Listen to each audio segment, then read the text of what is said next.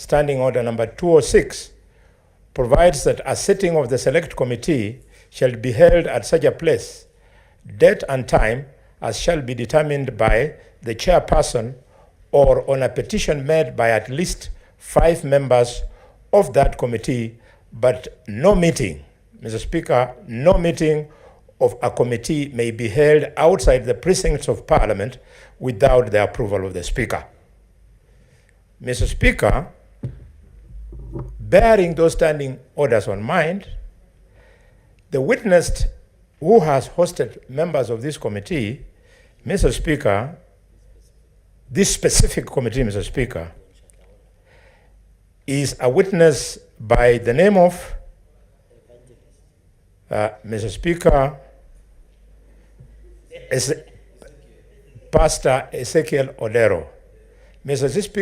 Speaker, this witness is currently on bail, out on bail.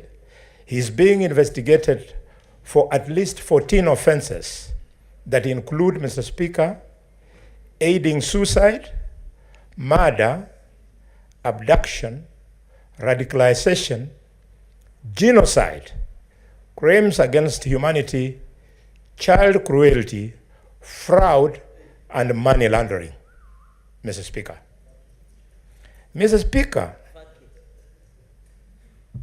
where I've reached, it is now clear that the Speaker has to guide us on the following things. 1, how did these members visit this witness in the name of the ad hoc committee when they were not accompanied by the secretariat that was named to clerk that committee? 2, why did they go to that home, the witness, without the Hansard to record the proceedings? 3, Mr. Speaker, could you clarify whether the office of the clerk funded the trip, the flights, return, accommodation, and meals?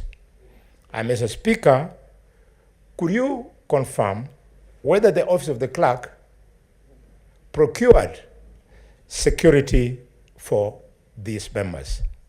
Mr. Speaker, if you do so, then I'm inviting you to guide this House and guide the public on the fidelity of the report of the Select Committee in view of the fact that it smacks of compromise. In the history of this country, no member of Parliament or a group of members of Parliament have ever sponsored themselves to meet the cost of discharging the mandate of a committee. It is in public domain, pronouncement made by members of that committee who went to Shakahola, who went to the home of this witness, trying to persuade us that, forget it, we sponsored ourselves. Mr. Speaker, the same members have also persuaded us in order to dissuade us from being more angry that I can show you how I bought my own ticket to the rendezvous.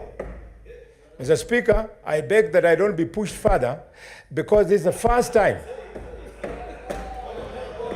Mr. Speaker. Order, senators.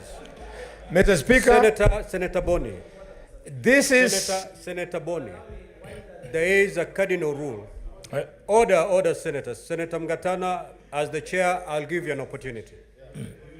I'll give you an opportunity to speak after Boni.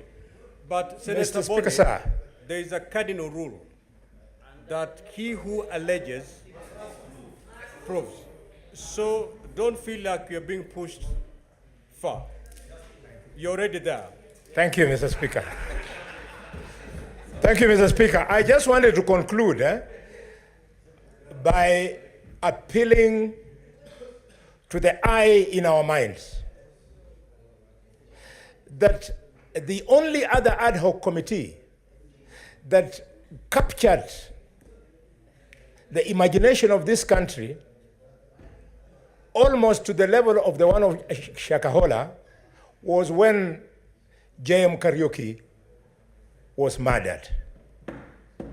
But the one of Shakahola has captured the country more, to the extent that when I attended one of the sittings as a friend of the committee, Senator Chergai and I, Mr. Speaker, the whole country was riveted on their chairs and their eyes were glued on the screen.